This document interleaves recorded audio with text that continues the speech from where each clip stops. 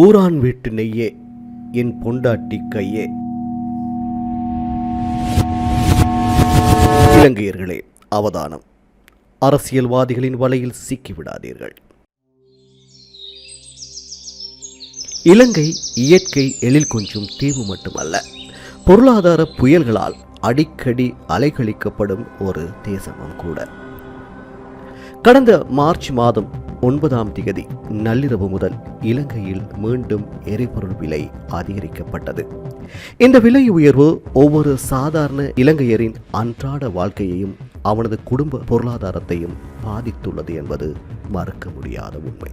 ஆனால் இந்த வலியை நாம் உணரும் அதே வேளையில் வரலாறு எமக்கு கற்றுத்தந்த பாடத்தையும் மறந்துவிடக்கூடாது. 2022ஆம் ஆண்டு டாலர் இருப்பு இல்லாததால் எரிபொருளை வாங்க முடியாமல் போன அந்த நீண்ட வரிசைகள், மின்வெட்டுகள், பொருளாதார முடக்கத்தை யாராவது மறக்க முடியுமா? அன்று பணம் இருந்தும் எரிபொருள் இல்லை. ஆனால் இன்று விலை உயர்ந்தாலும் தட்டுப்பாடு இன்றி விநியோகம் சீராக இருப்பதை நாம் கவனிக்க வேண்டும். ஏன் இந்த விலை உயர்வு? இது இலங்கை அரசாங்கத்தின் தன்னிச்சையான முடிவா? இல்லை, அது உலகளாவிய கசப்பான உண்மையாகும்.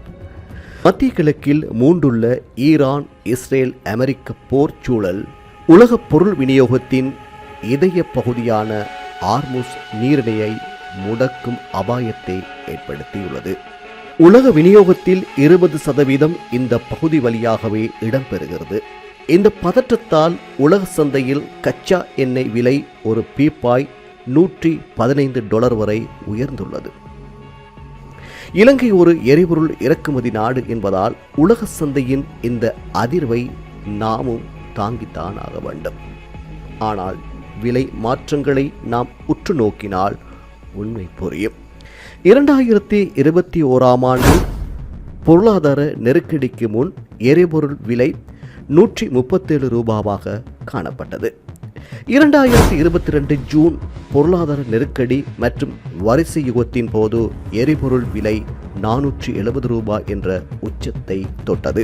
2024ஆம் ஆண்டு மார்ச் மாதம் எரிபொருள் விலை $371 குறைந்தது. 2026 பிப்ரவரி மாதம் தற்போதைய விலை உயர்வுக்கு முன் $293 காணப்பட்டது. 2026 மார்ச் 10ஆம் தேதி முதல் எரிபொருளின் புதிய விலை $317 காணப்படுகிறது. தற்போதைய விலை சூத்திரம் மூலம் உலக சந்தை நிலவரத்திற்கு ஏற்ப விலைகள் நிர்ணயிக்கப்படுகின்றன என்பதை இது காட்டுகிறது. இந்த எரிசக்தி அதிர்ச்சி இலங்கைக்கு மட்டும் உரியதல்ல, வளர்ந்த நாடுகளும் தடுமாறுகின்றன. உலகின் மிகப்பெரிய எண்ணெய் உற்பத்தியாளரான அமெரிக்காவிலேயே பெட்ரோல் விலை ஒரே வாரத்தில் 17% அதிகரித்து ஒரு கேலன் $3.50 கடந்துள்ளது. ஐரோப்பாவில் இயற்கை எரிவாயு விலை 45% முதல் 75% வரை உயர்ந்துள்ளது. ஜெர்மனியும் பிரான்சும் அவசரகால கையிருப்பை பயன்படுத்துகின்றன. அயல் நாடான இந்தியா ரஷ்யாவிடமிருந்து எண்ணெய் வாங்கினாலும் போக்குவரத்து செலவு உயர்வால் தடுமாற்றத்தை எதிர்கொண்டுள்ளது. மக்களுக்கு எரிவாயுக்களை விநியோகிப்பதற்கான உணவகங்களை மூடுமாறு அறிவுறுத்தியுள்ளது. பாகிஸ்தான் பாடசாலைகளை மூடி 50% ஊழியர்களை வீட்டிலிருந்து வேலை செய்ய பணித்துள்ளது. பங்களாதேஷ் மின்சாரத்தை சேமிக்க பல்கலைக்கழகங்களுக்கு முன்கூட்டியே விடுமுறை வழங்கியுள்ளது. வியட்நாம் மற்றும் பிலிப்பைன்ஸ் போன்ற நாடுகளும் வேலை நாட்களை குறைத்தும் வீட்டிலிருந்து வேலை செய்ய ஊக்குவித்து எரிபொருளை சேமிக்க போராடுகின்றது. சூழ்நிலை இப்படி இருக்க நம் நாட்டு சுயநல அரசியல்வாதிகள் சிலர் இந்த உலகளாவிய நெருக்கடியை தங்களுக்கு சாதகமாக பயன்படுத்திக் கொள்ள பார்க்கின்றனர். உலக சந்தையின் விலை ஏறும் போது எந்த நாடும் தன்னிச்சையாக விலையை குறைக்க முடியாது.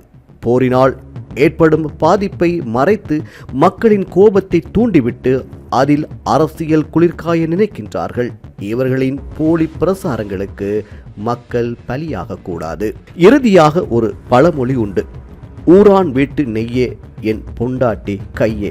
அதாவது உலக சந்தையில் விலை ஏறுவது ஊரான் வீட்டு நெய் நம் கட்டுப்பாட்டில் இல்லை. ஆனால் அதற்கேற்ப நம் பயன்பாட்டை கட்டுப்படுத்தி நாட்டை சரியாக கொண்டு செல்வது என் பொண்டாட்டி கை நம் பொறுப்பு.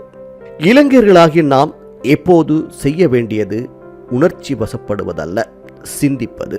உலக நடப்புகளை தெரிந்து கொள்ளுங்கள். தேவையற்ற பயணங்களை தவிர்த்து எரிபொருளை சேமிப்போம். நம் தேசத்தின் பொருளாதார சுமையை குறைக்க உதவுவோம். அரசியல் சூழ்ச்சிகளுக்கு பலியாகாமல் மீண்டும் ஒரு இருண்ட காலத்துக்கு செல்லாமல் இலங்கையை காப்போம். சிந்திப்போம், உண்மைகளை அறிவோம்.